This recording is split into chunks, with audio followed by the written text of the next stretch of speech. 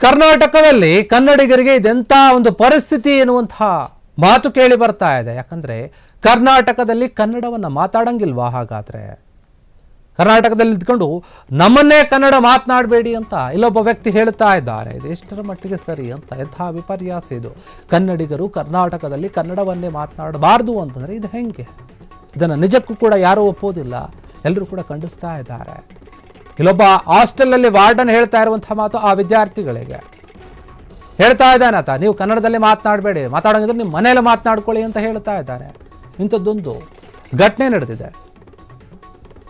ನಾವು ಮಾತಾಡಂಗಿಲ್ವ ಅನ್ನುವಂಥ ಪ್ರಶ್ನೆ ಮೂಡ್ತಾ ಇದೆ. ನಿಜಕ್ಕೂ ಕೂಡ ಕನ್ನಡವನ್ನು ಮಾತನಾಡದಂತೆ ಧಮಕಿ ಹಾಕಿದ್ದಾನೆ ಒಬ್ಬ ಹಾಸ್ಟೆಲ್ ವಾರ್ಡನ್.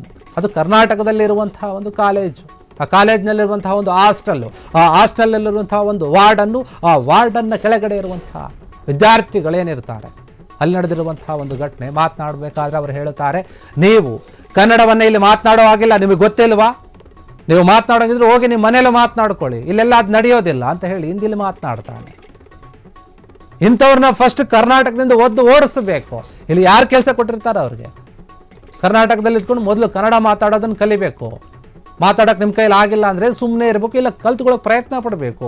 ಬೇರೆಯವ್ರಿಗೆ, ಕನ್ನಡದವ್ರಿಗೆ ನೀವು ಮಾತನಾಡಬೇಡಿ ಅಂತಂದರೆ ಇಂಥವ್ರನ್ನ ಫಸ್ಟು ಕೆಲಸದಿಂದ ಕಿತ್ತಾಕಬೇಕು, ಇಲ್ಲ ಒದ್ದೆ ಕಳಿಸ್ಬೇಕು ಇಂಥವ್ರನ್ನ.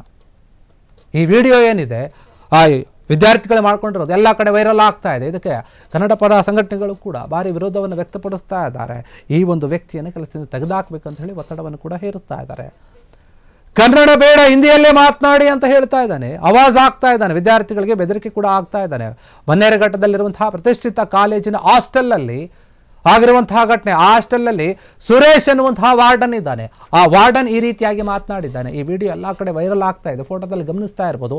ಆತ ವಾರ್ಡನ್ನು ಅಥವಾ ವಿದ್ಯಾರ್ಥಿಗಳಿಗೆ ಕನ್ನಡನೇ ಮಾತಾಡೋಕೆ ಹೋಗಬೇಡಿ, ಇದು ಇನ್ಸ್ಟಿಟ್ಯೂಟ್, ಇದು ನೀವು ನಿಮ್ಮ ಮನೇಲಿ ಕನ್ನಡ ಮಾತಾಡ್ಕೊಳ್ಳಿ, ಇಲ್ಲೆಲ್ಲ ನಡೆಯೋದಿಲ್ಲ ಅದೆಲ್ಲ ಅಂತ ಹೇಳಿ ಆವಾಜ್ ಆಗ್ತಾನೆ ಅಂದರೆ ಎಷ್ಟರ ಮಟ್ಟಿಗೆ ಆಗ್ತಾ ಇದೆ.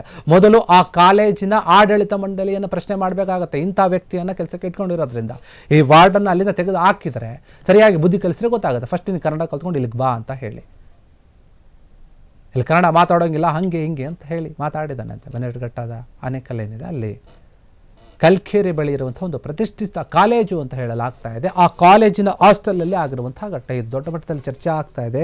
ಕರ್ನಾಟಕದಲ್ಲಿ ಇದ್ದುಕೊಂಡು ಕನ್ನಡದ ಒಂದು ಸಂಬಳವನ್ನು ತೆಗೆದುಕೊಂಡು ನೀರು ಎಲ್ಲವನ್ನು ಉಪಯೋಗ ಮಾಡಿಕೊಂಡು ತಿಂದು ಉಂಡು ಮಚ ಮಾಡಿ ಇಲ್ಲಿ ಕನ್ನಡ ಮಾತಾಡಲ್ಲ ಅಂತ ಹೇಳ್ತಾರೆ.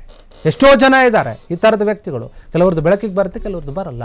ಆದರೆ ಒಂದು ಪ್ರತಿಷ್ಠಿತ ಕಾಲೇಜಿನಲ್ಲಿ ಈ ರೀತಿ ಘಟನೆ ಆಗ್ತಾ ಇದೆ, ಯಾರು ಪ್ರಶ್ನೆ ಮಾಡ್ತಾ ಇಲ್ಲ. ಆ ಒಂದು ಆಡಳಿತ ಮಂಡಳಿ ಕೂಡ ಇದು ಗೊತ್ತಿದ್ದು ಸುಮ್ಮನೆ ಇದು ಗೊತ್ತಿಲ್ಲ. ಆದರೆ ವಿದ್ಯಾರ್ಥಿಗಳು ತುಂಬ ಬುದ್ಧಿಯನ್ನು ಉಪಯೋಗ ಮಾಡಿಕೊಂಡು ಆ ಸಮಯದಲ್ಲಿ ಅದೇನು ಮಾತಾಡ್ತಾ ಇದ್ದಾನೆ ಅದನ್ನು ರೆಕಾರ್ಡ್ ಮಾಡ್ಕೊಂಡು ಎಲ್ಲ ಕಡೆ ಬಿಟ್ಟಿದ್ದಾರೆ. ಗೊತ್ತಾಗಿದೆ ಈ ರೀತಿ ಘಟನೆ ಆಗಿದೆ ಅಂತ ಹೇಳಿ. ಹೀಗಾಗಿ ಇದ್ರ ಬಗ್ಗೆ ಕನ್ನಡ ಪರ ಸಂಘಟನೆಗಳು ಈ ಒಂದು ವಿಚಾರವನ್ನು ಕೇಳಿ ಕೂಡ ಆಕ್ರೋಶವನ್ನು ವ್ಯಕ್ತಪಡಿಸ್ತಾ ಇದ್ದಾರೆ. ಮುಂದಿನ ದಿನಗಳಲ್ಲಿ ಅಲ್ಲಿ ಹೋಗಿ ಹೋರಾಟ ಕೂಡ ಮಾಡುವಂತಹ ಸಾಧ್ಯತೆ ಇದೆ ಆ ಕಾಲೇಜಿನ ಮುಂಭಾಗದಲ್ಲಿ. ಯಾಕಂದರೆ ಆತನ ಕೆಲಸದಿಂದ ತೆಗೆದುಹಾಕಬೇಕು, ಅಲ್ಲಿನ ವಿದ್ಯಾರ್ಥಿಗಳಿಗೆ ಕನ್ನಡವನ್ನೇ ಮಾತನಾಡಬೇಡಿ ಅಂತ ಬೆದರಿಸ್ತಾರೆ, ಧಮಕಿ ಹಾಕ್ತಾರೆ ಅಂತಂದರೆ ಅದು ಹೇಗೆ, ಎಷ್ಟರ ಮಟ್ಟಿಗೆ ಸರಿ? ಹಾಗಾದರೆ ಹಿಂದಿಯಲ್ಲೇ ಮಾತಾಡಬೇಕಾ, ಇಲ್ಲ ಇಂಗ್ಲೀಷಲ್ಲಿ ಮಾತಾಡಬೇಕಾ, ಇಲ್ಲ ತೆಲುಗು, ತಮಿಳು, ಮರಾಠಿ, ಉರ್ದು ಅದೇನು ಮಾತಾಡಬೇಕಾ? ಇದು ಕನ್ನಡ, ಕರ್ನಾಟಕ ಕನ್ನಡನೇ ಮಾತಾಡ್ತಾರೆ. ಅದು ಬಿಟ್ಬಿಟ್ಟು ಹಾಸ್ಟೆಲ್ ವಾರ್ಡನ್ ಆಗಿದೆ ಅಂತ ಹೇಳಿ ವಿದ್ಯಾರ್ಥಿಗಳು ಧಮಕಿ ಹಾಕಿದ್ದಾರೆ. ಇದು ಸರಿಯಲ್ಲ. ಸುರೇಶ್ ಅಂತ ಆ ವಾರ್ಡನ್ನು ಅವರು ಮಾತನಾಡಿದ್ದಾರೆ ಅಂತ ಹೇಳಲಾಗ್ತಾ ಇದೆ. ಈ ಒಂದು ಆರೋಪ ಕೇಳಿ ಬರ್ತಾ ಇದೆ. ಹೀಗಾಗಿ ಆತನ ವಿರುದ್ಧ ಕ್ರಮ ತೆಗೆದುಕೊಳ್ಬೇಕು ಅಂತ ಅಲ್ಲಿನ ವಿದ್ಯಾರ್ಥಿಗಳು ಕೂಡ ಆಗ್ರಹ ಮಾಡ್ತಾ ಇದ್ದಾರೆ. ಇದಕ್ಕೆ ಸಂಬಂಧಪಟ್ಟ ಹಾಗೆ ಆ ಕಾಲೇಜು ಆಡಳಿತ ಮಂಡಳಿ ಯಾವ ರೀತಿಯ ನಿರ್ಧಾರವನ್ನು ತೆಗೆದುಕೊಳ್ಳುತ್ತೆ ಅಂತ ಕಾದು ನೋಡಬೇಕು. ಕ್ಷಣ ಕ್ಷಣದ ಸುದ್ದಿಗಳಿಗಾಗಿ ಫ್ರೀಡಂ ಟಿವಿ ಸಬ್ಸ್ಕ್ರೈಬ್ ಮಾಡಿ, ಲೈಕ್ ಮಾಡಿ ಹಾಗೂ ಫಾಲೋ ಮಾಡಿ. ಹೊಸ ಸುದ್ದಿಗಳ ನೋಟಿಫಿಕೇಶನ್ಗಾಗಿ ಬೆಲ್ ಐಕಾನ್ ಮೇಲೆ ಕ್ಲಿಕ್ ಮಾಡಿ.